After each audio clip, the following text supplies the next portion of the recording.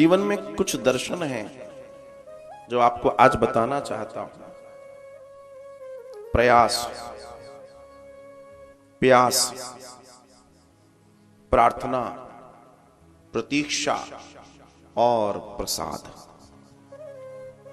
दोबारा समझिए, प्रयास, ईश्वर को पाने के लिए क्या जरूरी है मैं वो बता रहा हूं। प्रयास, प्यास, प्रार्थना, प्रतीक्षा और प्रसाद, ये ईश्वर को पाने के दर्शन हैं।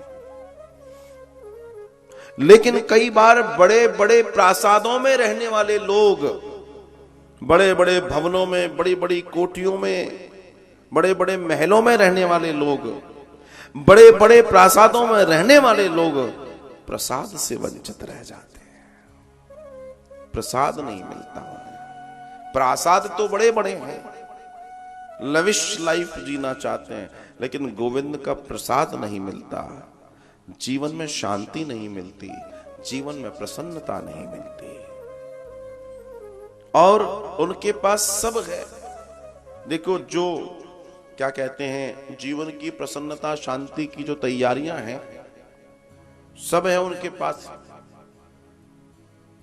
सारे सेट हैं, टीवी सेट है, टी सेट है, डबल बेड का सेट है, सोफा सेट है, लेकिन फिर भी अपसेट है। Everything is there but they are upset. Why? क्योंकि असल चीज नहीं जान पाए।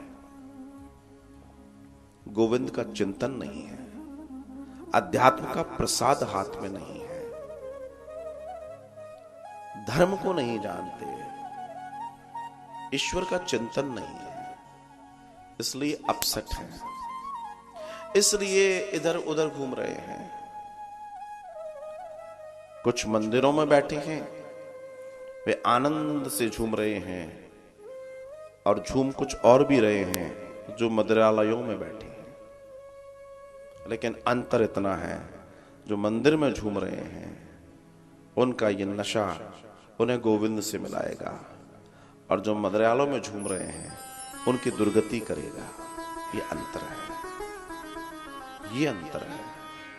बुद्धिजीवी इस अंतर को समझता है, इसलिए वो अपनी यात्रा को अपने तरीके से आगे बढ़ाता है। तो मेरे भाई बहन, शांति के लिए जो कर रहे हो, मैं फिर कहता हूं, जो भी प्रयास आप शांति के लिए कर रहे हो, उस प्रयास को करना बंद कर दो। तुम प्रयास बंद करो, शांति तुम्हारे सामने प्रकट हो जाएगी। ये जितने प्रयास तुम्हारे द्वारा कराए जा रहे हैं, शांति नहीं देगी, ये शांति देगी। तुम शांत हो जाओ, शांति आ जाएगी। ताप को कम करो, पानी अपनी अवस्था में स्वयं आ जाएगा। और ताप बढ़ा रहेगा, पानी बुलबुलों की तरह उबलता रहेगा, वो अपनी अवस्था को प्राप्त नहीं करेगा।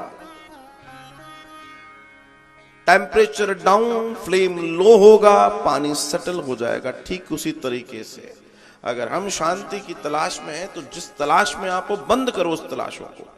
जिन जिन में शांतियां ढूंढ रहे हो, वहां शांति नहीं है। जिस दिन तुम्हारी तलाश बंद हो जाएगी, शांति सामने खड़े होकर तुम्हारा स्वागत कर रही होगी। क्योंकि तुम जिसे कर्म समझते हो, कर्म के भी दो भेद हैं। तुम जिसे कर्म समझते हो, उस कर्म के भी दो भेद हैं। एक करने वाला, जिसको विधि कहते हैं, और एक निषेध, जिसे न करने वाला। एक कर्म जो करने वाला है, एक कर्म जो न करने वाला है। अब बात यह है कि तुम किसको कर रहे हो? करने वाले कर्म को कर रहे हो या न कर्म करने वाले कर्म को कर रहे हो? This is very much urgent to know. ये बहुत अधिक आपके लिए जानने का विषय है कि कर्म करना एक अलग बात है, लेकिन कौन सा कर्म कर रहे हैं? क्या ऐसा कर्म कर रहे हैं जिससे आशीर्वाद मिलते? क्या ऐसा कर्म कर रहे हैं कि खुद का भी भला हो और दीनहीन राष्ट्रित जनों का भी भला हो, समाज का भी भला हो, राष्ट्र का भी भला हो, दुनिया के तमाम लोगों का भला हो? क्या ऐसा कर्म कर रहे हैं? तो ये जानना हमारे लिए अत्यंत आवश्यक है। बाबा लिखते हैं, विधि निधेशमय कलिमल हरहि और कर्म प्रकाश विलंब ही करहि। बहुत सुंदर बात लिखी है। विधि निधेश मय कलिमल हरहि और कर्म प्रकाश विलंब ही कर। राम भक्ति जहां सुर सरी धारा, राम भक्ति जहां सुर सरी धारा और सर सही ब्रह्म विचार प्रचारा। सर सही ब्रह्म विचार प्रचार। भगवान का नाम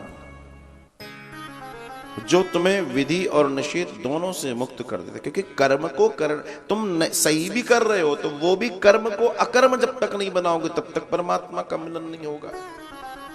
अकर्म का होना बहुत जरूरी है। कर्म के बाद फिर अकर्म, अकर्म पे तुम जाके टुक जाओ। तो ये दोनों दर्शन में समझने होंगे शास्त्रों की कृपा से। तो वही रामायण कहती है क्या करना चाहिए ये सीखो, और महाभारत बताती है क्या करना नहीं चाहिए ये सीखो। क्या विधि है वो रामायण बताती है, क्या निषेध है, क्या निषेध है, क्या निषेध है ये महाभारत बताती है।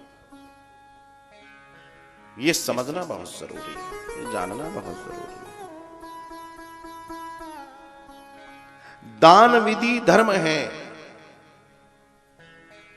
ध्यान दीजिएगा। दान विधि धर्म है, दान दो न दो कोई दोष नहीं है। दान की विधि धर्म है।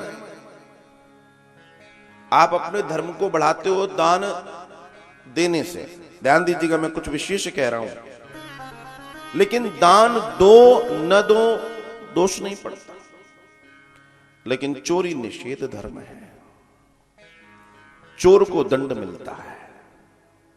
आप दान नहीं दे रहे हो ठीक है, कोई बात नहीं, आपको दंड थोड़ी मिलेगा। दे रहे हो तो धर्म की बात है। लेकिन अगर निषेध की बात करूं तो चोरी निषेध धर्म है, चोरी करोगे तो दंड मिलेगा। तो इस स्थिति को, इस कर्म की अवस्था को इतने महान दर्शन में ले जाओ।